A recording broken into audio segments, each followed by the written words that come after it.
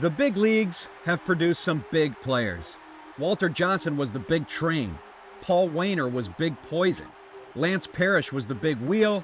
Adam Dunn, the big donkey. Lance Berkman, big puma. Cecil Fielder, big daddy. And of course, Frank Thomas, the big hurt. But maybe the best big nickname of them all was the one bestowed upon Randy Johnson, the big unit, who came of age in the early 1990s to be the mulleted maestro of the Seattle Mariners. It's appropriate then that the Mariners have something big going on again. In franchise lore, the big unit was worthy of a big battery mate, and now he has one in none other than the big dumper, Cal Raleigh. Gone! Legend, Cal Raleigh!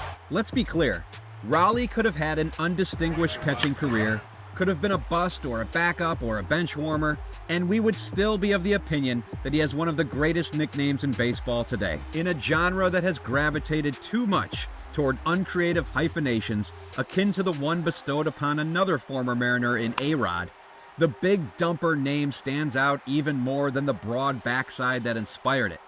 It was former Mariners outfielder Jared Kelenic who first started calling Cal Raleigh the big dumper. And though Raleigh was initially cool to the reference to his derriere, not wanting to be the butt of any jokes, he's come around to it, and we're glad he did. Because as this slugging, squatting, switch-hitting superstar shines for the M's both at and behind the dish, the big dumper denomination is getting the big attention it deserves. Is your nickname Big Dumper? Yes. Do you think Big Dumper is the best nickname in baseball? Yes. More than 2 months into this 2025 season, Raleigh was on pace for a 60-homer season as a catcher. As you probably know, that's never happened before. A catcher has never even hit 50 home runs, and there have only been 8 40-homer seasons by catchers. Add in Raleigh's terrific performance behind the plate, and he's simply been one of the most valuable players in baseball this season. We're here to tell you, though, that there's so much more to Raleigh's story than just a great nickname and great 2025 stats. He's been building toward this MVP caliber breakout by making the most of his baseball bloodlines, earning respect in his clubhouse for his leadership, and long putting up numbers that are crazy for a catcher. So let's get to the bottom of the Big Dumper's story, the tale of the man behind the tail. Cal Raleigh's baseball roots can be traced to a small school in a small town in northern Vermont, just about 18 miles from the Canadian border. In Swanton, Vermont, a town with a population of less than 7,000 people, 3 brothers put Missisquoi Valley Union High School on the sports map. John Raleigh III helped the Thunderbirds to 2 state baseball titles in the late 1970s and early 1980s, and his younger brothers, Matthew and Todd, both played for Missisquoi Valley in the midst of a baseball state title three-peat from 1986 through 1988. Sadly, John Raleigh passed away in 1983 at the age of 19 after a brave fight with lymphoma. The town's recreational field was named in his honor in 2000, and his younger brothers carried on his athletic legacy, as did a nephew he never met. Todd Raleigh's baseball path was one he hitchhiked. He actually thumbed his way from Swanton to Cullowhee, North Carolina, where he walked on, sight unseen, to play for an up-and-coming baseball program at Western Carolina University. Todd wound up starting behind the plate at WCU from 1988 to 1991. And though he signed a professional contract with the Red Sox, he was quickly drawn to coaching, spending 2 seasons as an assistant at his alma mater. From there, he served on the staffs at James Madison and East Carolina before he got his first head coaching opportunity back where he started at Western Carolina in 2000. When Todd took that job, he had a 3-year-old son named Caleb John Raleigh. And for 8 seasons at WCU, as the boy known as Cal grew, he would often be right by his dad's side, serving as a bat boy for the Catamounts and regularly weighing in on lineup decisions. Baseball was in young Cal Raleigh's blood, but it wasn't forced upon him. He told MLB.com, quote, "I grew up and it was, if you're going to do something, you're going to do it the right way. Whether it was grade school, baseball, basketball, riding a bike, whatever it is." Cal was actually one of the best prep basketball players in the state of North Carolina, but of course where he really shined was on the baseball field. The catcher hit .459 with 10 homers and 20 steals his senior season, earning him selection as a Louisville Slugger first-team All-American, among other honors. Raleigh then went on to an even more accomplished college career at Florida State. He was a freshman All-American in 2016, and in his sophomore season in 2017, by the time he hit .326 with 13 homers his junior season, Raleigh had moved up draft boards to become one of the more highly touted catchers in the country. The Mariners nabbed him in the 3rd round at number 90 overall. The Mariners select draft ID 9676. Last name Raleigh, first name Cal, a catcher from Florida State University, Tallahassee, Florida. Raleigh hemmed and hawed, deciding whether to sign with Seattle, but his dad and uncle ultimately convinced him to go pro just minutes before the deadline. And so began the Mariners' career of a player who would become one of the faces of the franchise. Though his minor league career was interrupted by the pandemic, Raleigh had shown enough to the M's to get the call to the big leagues midway through the 2021 season. But he struggled at the plate while serving as Tom Murphy's backup, and again after making the major league club out of spring training in 2022. It wasn't until Murphy suffered a dislocated shoulder in early May of 2022 that Raleigh returned for good. His bat began to blossom right in front of our eyes in a game against the Mets at Citi Field, where he launched a mammoth 2-run home run. Cal gets into this, baby. Ride, Captain, ride! Yes, sir! Cal Raleigh with a launch of a 2-run shot. That was Cal's coming out party. By season's end, he had gone deep 27 times, not only leading all catchers in MLB that season, but setting a new franchise record for a catcher. None of those 27 blasts was bigger than the one Raleigh hit on September 30th, 2022.